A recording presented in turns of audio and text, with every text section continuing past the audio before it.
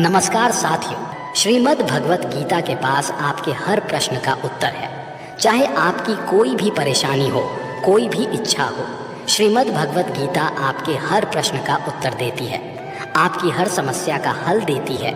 चाहे वह परेशानी आपके मन की हो, धन की हो, या आपके शरीर की हो, या आपके रिश्तों की हो, आपको अपनी हर समस्या का उत्तर श्रीमद् भगवत गीता में ज़रूर मिलेगा।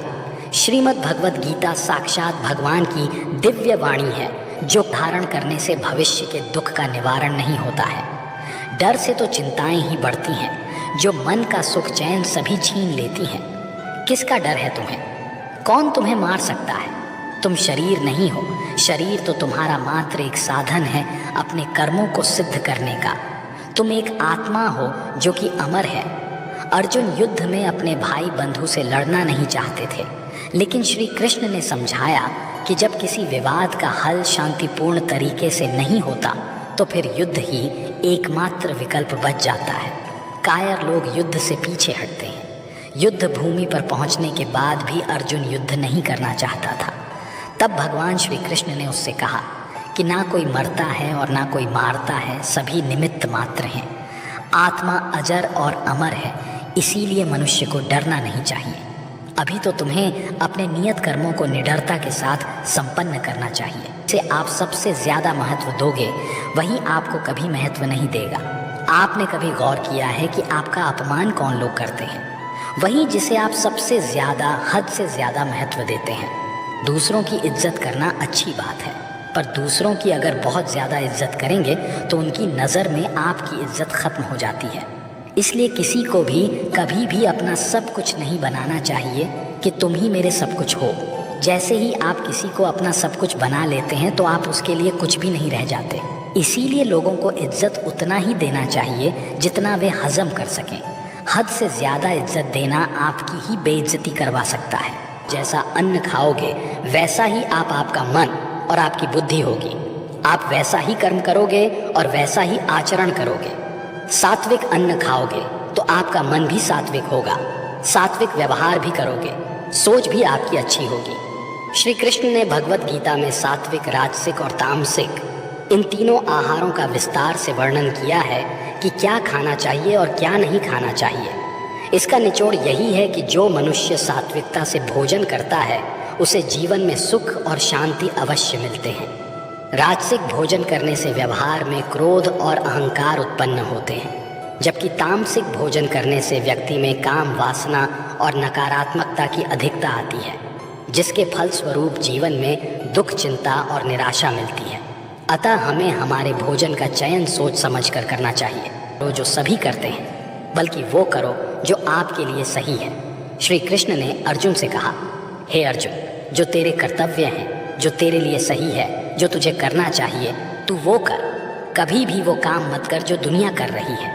क्योंकि अर्जुन श्री कृष्ण से कहने लगे कि ऐसे भयंकर युद्ध में पड़ने से अच्छा है कि मैं सन्यासी बन जाऊं। तो श्री कृष्ण ने अर्जुन से कहा कि सन्यासी बनना तेरा कर्म नहीं है, तेरा धर्म नहीं है। तू क्षत्रिय है, तेरा कर्म और तेरा धर्म यही है कि तू अधर्म का नाश कर, धर्म की रक्षा कर और इसके लिए युद्ध कर।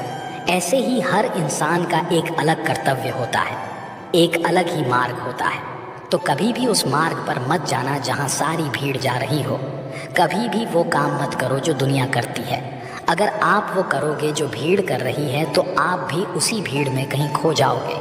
लेकिन वहीं अगर आप वो करोगे जो आपके लिए सही है, जो आपकी प्रतिभा है, तो दुनिया की सारी भीड़ में भी आप सबसे अलग नजर आओगे।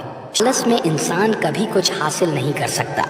अधिकतर लोग सिर्फ योजनाएं ही बनाते रहते हैं कि मुझे बड़ा घर चाहिए, मुझे बड़ी गाड़ी चाहिए, मैं दुनिया घूमना चाहता हूँ, मुझे ये चाहिए, वो चाहिए। ये हर कोई सोच लेता है, लेकिन उस पर मेहनत करना, अपना कर्म करना वो भूल जाता है। क्योंकि चाहना तो बहुत आसान है, लेकिन उसके लिए कर्म करते रहना वो बहुत मुश्किल है। हर कोई चाहता है कि मेरा शरीर फिट हो, लेकिन उसके लिए एक्सरसाइज करना सबको मुश्किल लगता है। वो तो आपको ही करना होगा। जो इंसान आलसी बनकर बैठा रहता है उसे ना ही अच्छा शरीर मिलता है और ना ही अच्छा जीवन मिलता है। तो अगर ज़िंदगी में कुछ पाना चाहते हो तो आलस्य को अपनी ज़िंदगी से दूर कर दीजिए। आलस्य के चलते आपको कुछ मिलने वाला तो नहीं, बल्कि जो आपके पास है वो भी गवा दोगे। इंसान कभी अपनी बुराई नहीं छोड़ेगा, चाहे आप उसके साथ कितना भी अच्छा करो, वो आपको तकलीफ़ें अवश्य ही देगा।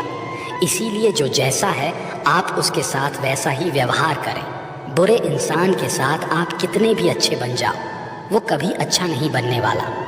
दुर्योधन जंगल में पांडवों को मारने के लिए गया था, लेकिन वहाँ पर भीलों ने दुर्योधन को पकड़ लिया।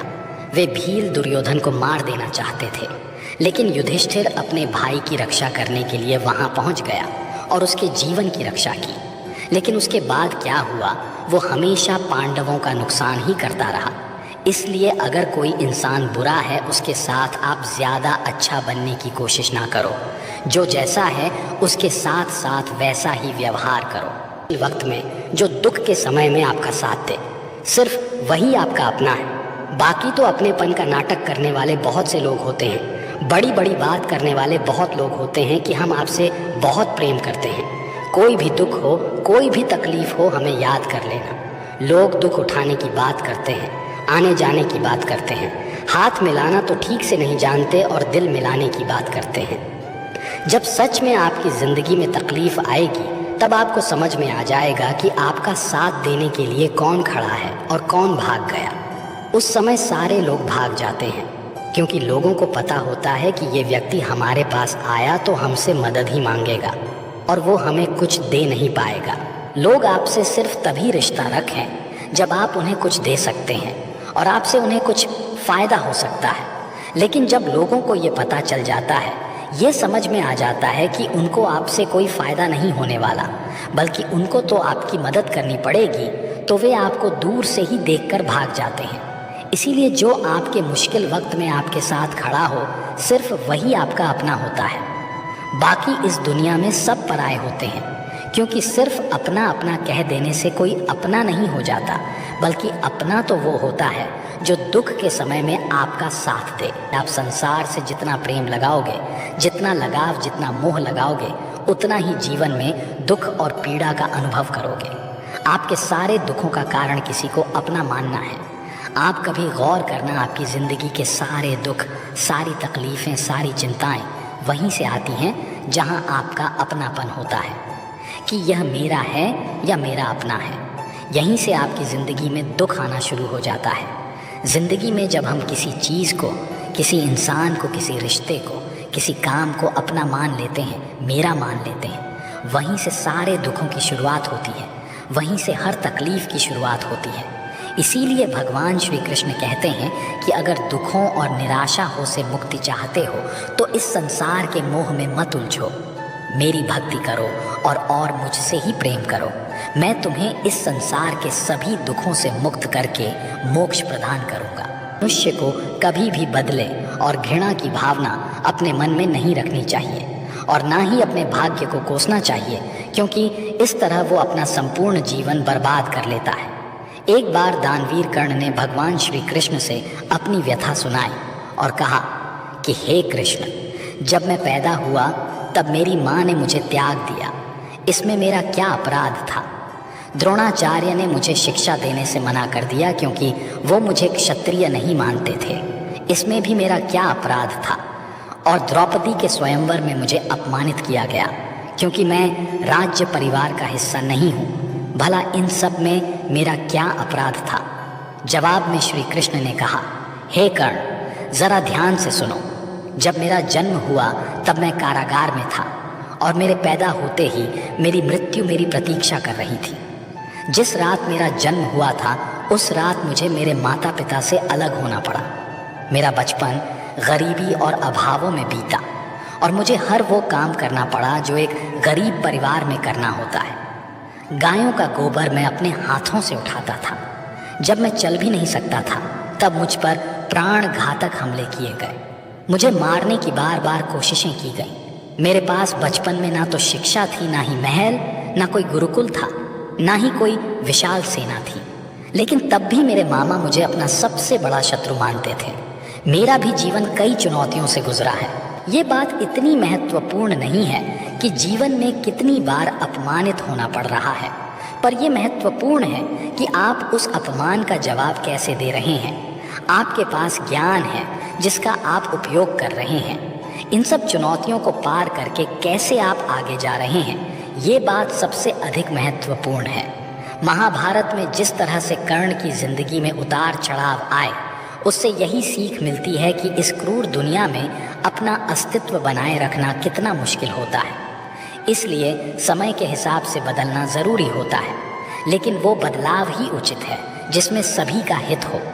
कर्ण ने खुद को बदलकर अपने जीवन का लक्ष्य तो हासिल कर लिया, लेकिन वे फिर भी महान नहीं बन सके, क्योंकि उन्होंने अपनी शिक्षा का उपयोग समाज से बदला लेने की भावना से किया। बदले की भावना से किया गया कोई भी कार्य आपके समाज का हित नहीं कर सकता। समाज ने एक महान योद्धा कर्ण को तिरस्कृत किया था, जो समाज को बहुत कुछ दे सकता था, लेकिन समाज ने उसकी कदर नहीं की। कर्ण के लिए शिक्षा का उद्देश्य समाज की सेवा करना नहीं था, अपितु वो अपने सामर्थ्य को आधार बनाकर समाज से अपने अपमान का बदला लेना चाहता था।